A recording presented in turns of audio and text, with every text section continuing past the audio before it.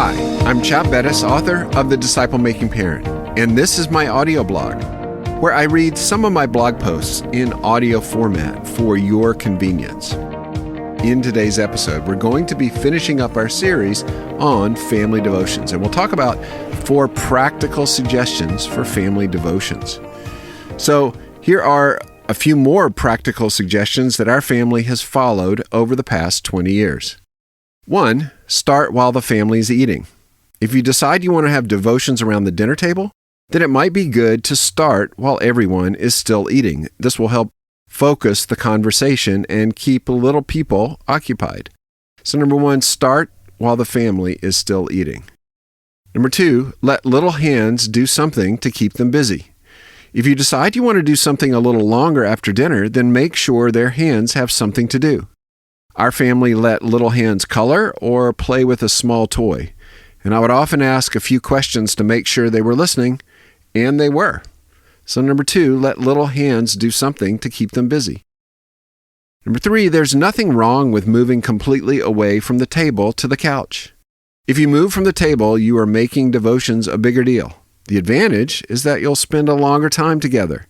The danger is that once you get up from the table, you'll get distracted and not get back to devotions. The other danger is that you'll make devotions such a big deal that you will quickly give up when you don't have a large amount of time. So at times our family did move away from the table, and I would read to our children on the couch. But our default was always to stay at the table. So number 3, there's nothing wrong with moving completely away from the table to the couch. And number 4, solve the Bible dilemma. Well, what do I mean by that? When opening the Bible at dinner time, there are 3 options. 1, Dad brings a Bible and the others listen or find something to do with their hands when they're little. 2, the family has generic devotion Bibles that were brought en masse to the family so that the family can follow along with their eyes. Or 3, the children go and get their own Bibles so they can look at the verses with their own eyes. Our family has done all 3 of these. Dad or Mom bringing their own Bible is efficient, but the children can be more passive. Grabbing generic devotion Bibles and looking at different verses keeps our older children engaged and looking at more complicated passages with their eyes. Having their own Bibles allows them to see the verse or story so that later they may go back to it. Each method has its positive and negative points. Well, family devotions is hard work, but it's worth the work, and it yields great fruit. As I've said in the introduction, though not specifically commanded by Scripture, family devotion seems to incorporate a number of biblical principles.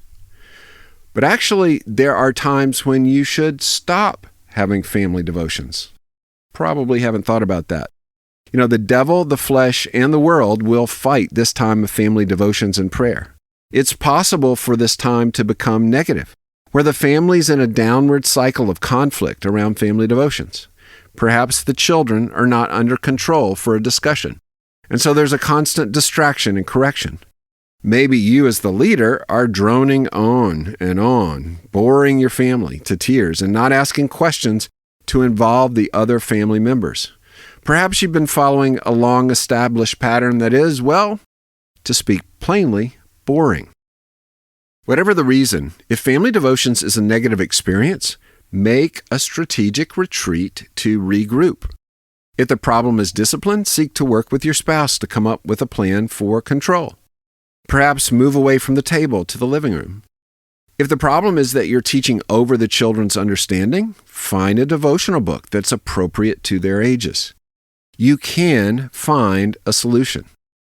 If family devotions is a negative experience, suspend the time until you can figure out how to solve the problem. But don't give up. This time is too valuable, and God will give you grace. Thank you for listening to the Disciple Making Parent audio blog. You can visit our website to find more resources for the family at thedisciplemakingparent.com. And if you enjoyed this episode or this series, please consider telling someone else about the show and leave us a rating or review. Believe it or not, both of those small things help us out a lot. They help others find the show. Well, thanks for listening.